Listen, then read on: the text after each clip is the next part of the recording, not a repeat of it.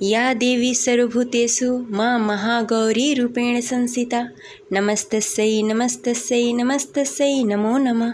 जय माता दी। आप सभी को नवरात्रि के 8वें दिन की हार्दिक शुभकामनाएं। आज सुनेंगे माता महागौरी की कथा और उनके महत्व के बारे में जानेंगे। नवरात्रि के 8वें दिन माता दुर्गा के 8वें स्वरूप मां महागौरी की पूजा की जाती है। महा का अर्थ है अत्यंत और गौरी का अर्थ है श्वेत।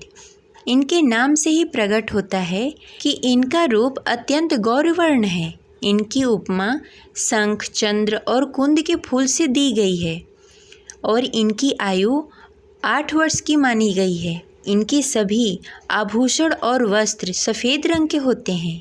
इन्हें श्वेतांबर धारा भी कहा गया है। महागौरी की 4 भुजाएं हैं।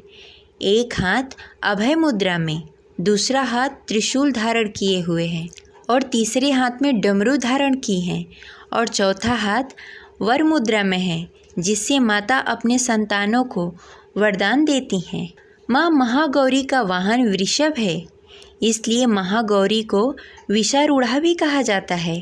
इनकी पूरी मुद्रा बहुत ही शांत है। माता महागौरी की पूजा मात्र से भक्तों के सभी पाप धुल जाते हैं और वह व्यक्ति अच्छे पुण्य का अधिकारी हो जाता है। ज़्यादातर घरों में नवरात्र के अष्टमी के दिन कन्या पूजन किया जाता है। वहीं कुछ लोग नवमी तिथि के दिन कन्या पूजन करते हैं।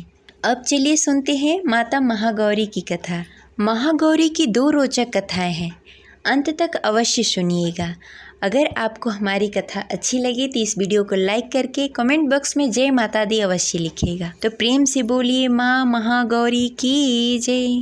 माता महागौरी की पहली कथा के अनुसार शिव पुराण में बताया गया है कि पर्वतराज हिमालय के घर पुत्री के रूप में जन्म लेने के बाद माता महागौरी को 8 साल की उम्र में ही अपने पूर्व जन्म की घटनाओं का आभास होने लगा था। उन्होंने इसी उम्र से भगवान शिव को अपना पति मान लिया था और भगवान शिव को पति के रूप में पाने के लिए तपस्या भी शुरू कर दी थी।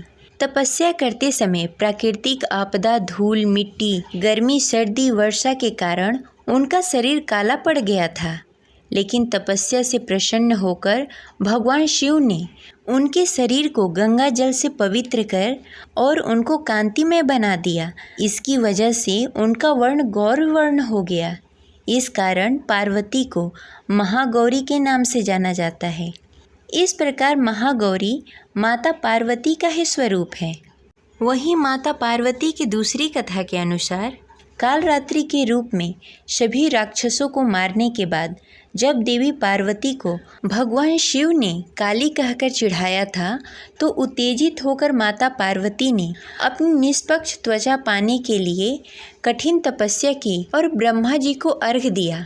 ब्रह्मा जी प्रसन्न होकर देवी पार्वती को हिमालय के मानसरोवर में स्नान करने की सलाह दी। ब्रह्मा जी की सलाह को मानकर माता पार्वती ने मानसरोवर में गंगा से स्नान किया। मानसरोवर में स्नान करने के बाद उनकी काली त्वचा उनसे अलग हो गई और उसने एक स्त्री का रूप ले लिया। वो स्त्री कौशिकी है, जो राक्षस शुंभ निशुंभ का वध करती हैं तथा पार्वती माता ने अपने श्वेत रंग और सुंदरता को प्राप्त कर लिया और महागौरी के नाम से जाने जाने लगी। ये रही माता महागौरी की कथा। तो प्रेम से बोलिए माँ महागौरी की जय। आशा करते हैं आपको कथा अच्छी लगी होगी। तो इस वीडियो को लाइक करके कमेंट बॉक्स में जय माता दी अवश्य लिखें। मिलते हैं अगले वीडियो में, तब तक के लिए जय माता दी।